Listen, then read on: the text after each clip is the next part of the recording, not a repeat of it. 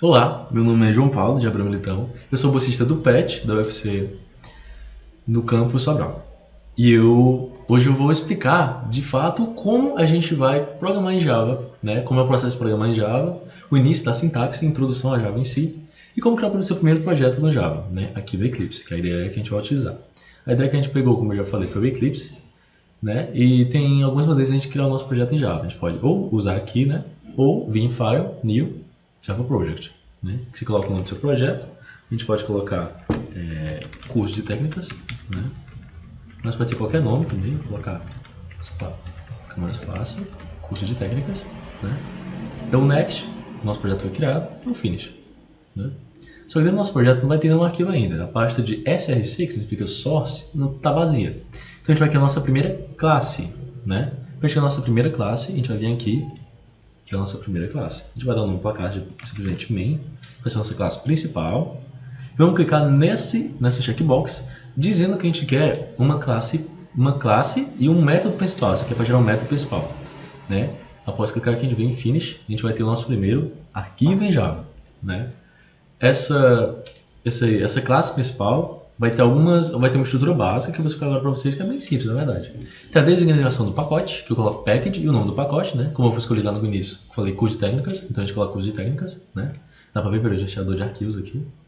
Dentro do meu pacote, eu vou ter que criar minha classe, obviamente. Então eu dou public class main, né? Public é basicamente um identificador. Mais para frente a gente vai explicar melhor o que seria isso aqui, mas por enquanto entendo como identificador público. Classe é o padrão, esse syntax padrão para designar uma classe. E main é o nome da minha classe, né, que eu escolhi. Aí eu abri, utilizando chaves. Dentro dessa minha classe, né, eu vou ter meu método principal. Como é que funciona o método principal?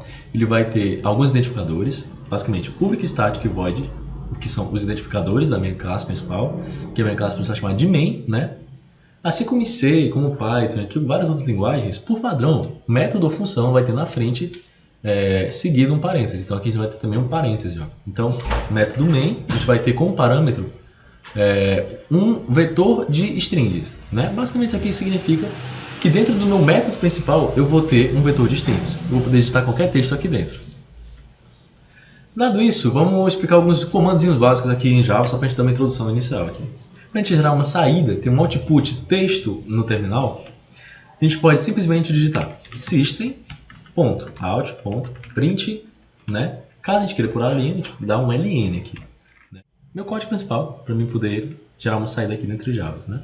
Eu gero uma string, então para digitar string eu coloco aspas, eu coloco o texto que eu quero que saia. Né? Como de praxe em toda linguagem, vamos digitar hello world para poder testar isso. Né? Eu dou Ctrl S para salvar meu arquivo. Eu posso vir aqui para executar ou simplesmente dar Ctrl F11.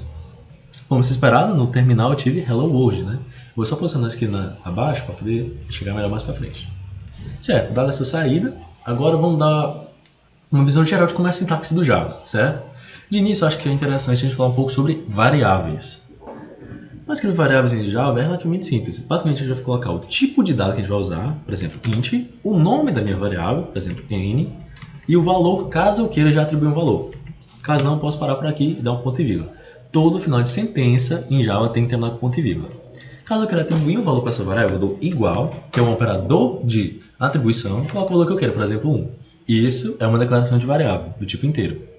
Obviamente, Java não tem só o tipo inteiro. Tem tipo inteiro, tipo ponto flutuante, tipo caractere, tipo booleano e tipo string, né?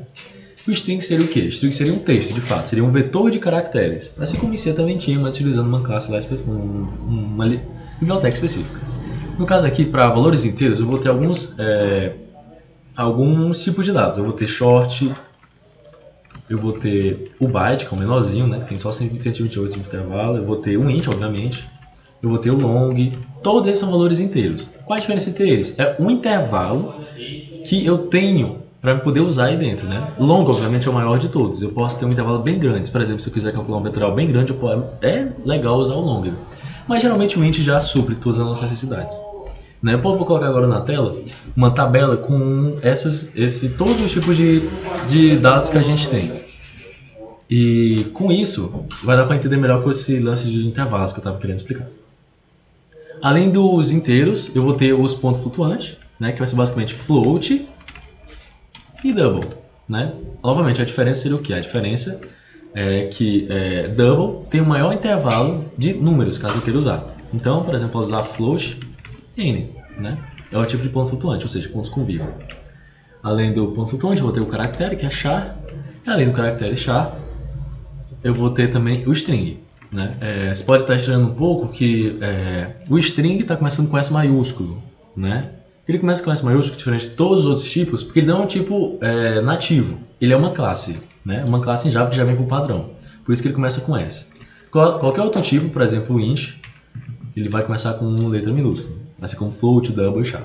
Basicamente, essas são as variáveis que eu tenho aqui dentro do Java, né? Eu posso simplesmente, por exemplo, declarar a variável int m igual a 2, int m igual a 5, né? E agora eu vou apresentar para vocês alguns operadores, assim como em toda classe, em toda linguagem de programação a gente tem, em Java também não seria diferente. Então, declarei minhas variáveis.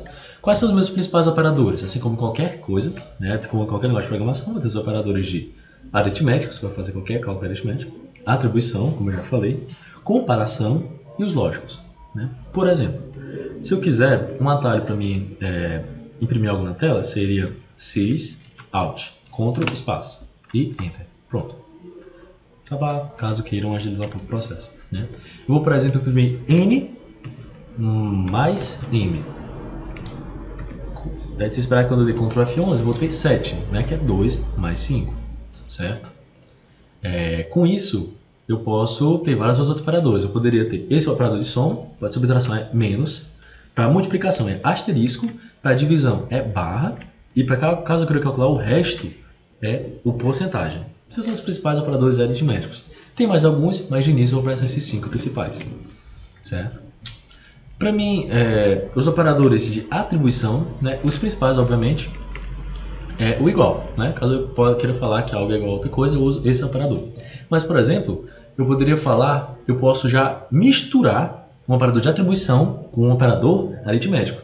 Por exemplo, falar que a minha variável m, vai ter mais igual 3. Basicamente, o que eu estou falando? Estou falando que a minha variável m, que começava com 5, agora vai valer o valor inicial dela mais 3, ou seja, agora vai valer 8. Novamente, se eu printar esse valor, o valor de m agora, né, é de se esperar que eu vá ter 8, né? Porque antes era 5.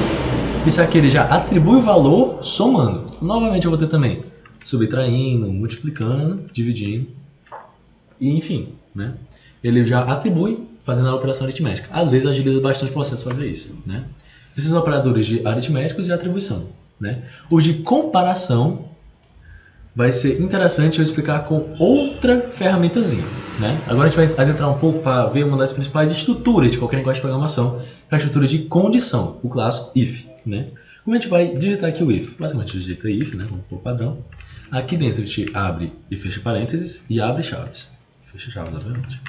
Né? Aqui dentro vai ter o quê? Vai ter minha condição, né? O que é minha condição? Geralmente, quase sempre, obviamente, vai ser utilizando algum operador de comparação. Por exemplo, eu posso comparar se n é igual a m. Essa seria uma condição possível, né? Posso verificar se n é maior ou igual a m. Posso verificar se o n é menor ou igual a m. E, enfim, ou simplesmente verificar se ele é maior ou menor, certo? Vamos, por exemplo, verificar se n é igual a m. Caso seja, eu tenho como na minha saída, eu vou ter igual. Muito provavelmente, quando eu der play aqui, não vai sair nada, porque obviamente não é igual. Como é que eu faço para mostrar que não é igual? Além do if, eu vou ter o clássico se não. Para usar o se não, é else. E aqui eu boto outro caso. Ou seja, eu vou copiar essa linha aqui.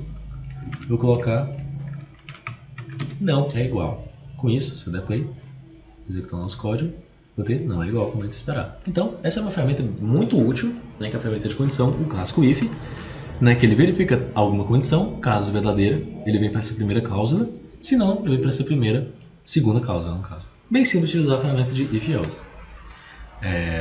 Um tipo de dado que eu acabei esquecendo de mostrar para vocês também é o booleano, que se relaciona muito com operadores de condição.